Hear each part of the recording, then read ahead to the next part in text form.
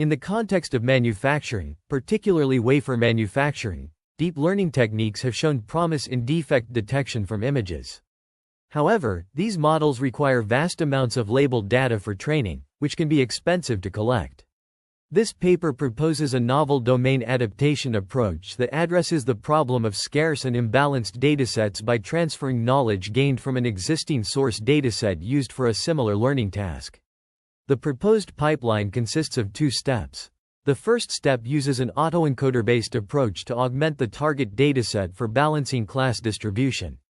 This is achieved by generating synthetic data for the minority classes using Gaussian noise and the latent space learned by the encoder.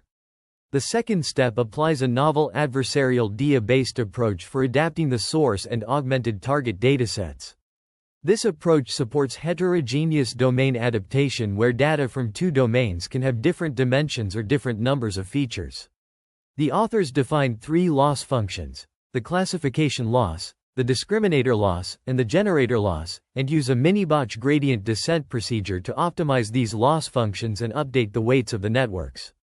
The authors apply their pipeline to wafer defect prediction, using the mixed WM381 dataset as the source dataset and the WM811K dataset as the target dataset. They address the issues of missing labels, imbalanced class distribution, and varying sizes of wafer maps in the target dataset by dropping in labeled samples, selecting wafer maps of a fixed size, and using the autoencoder-based data augmentation method.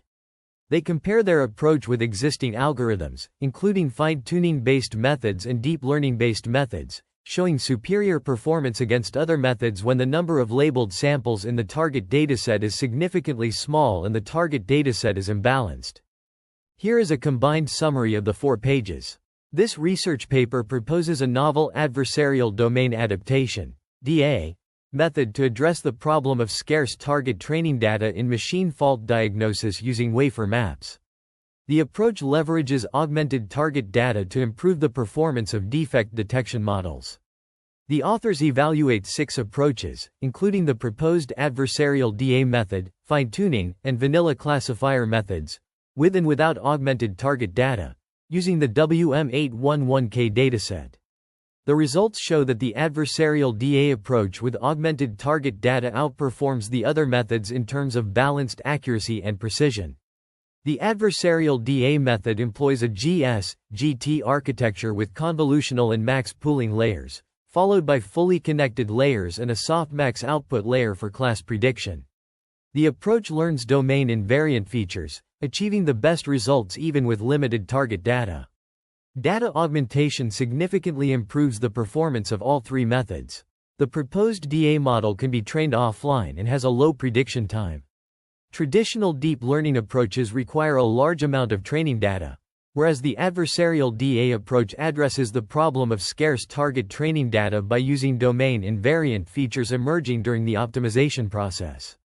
The authors also discuss the potential extension of their approach to non-classification tasks, such as optimization, reinforcement learning, and robotic learning, where domain shift and knowledge transfer are critical challenges.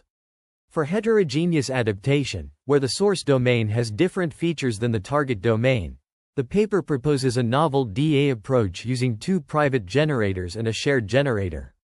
This approach tackles the problem of scarcity of target training data but does not work well with imbalanced target data.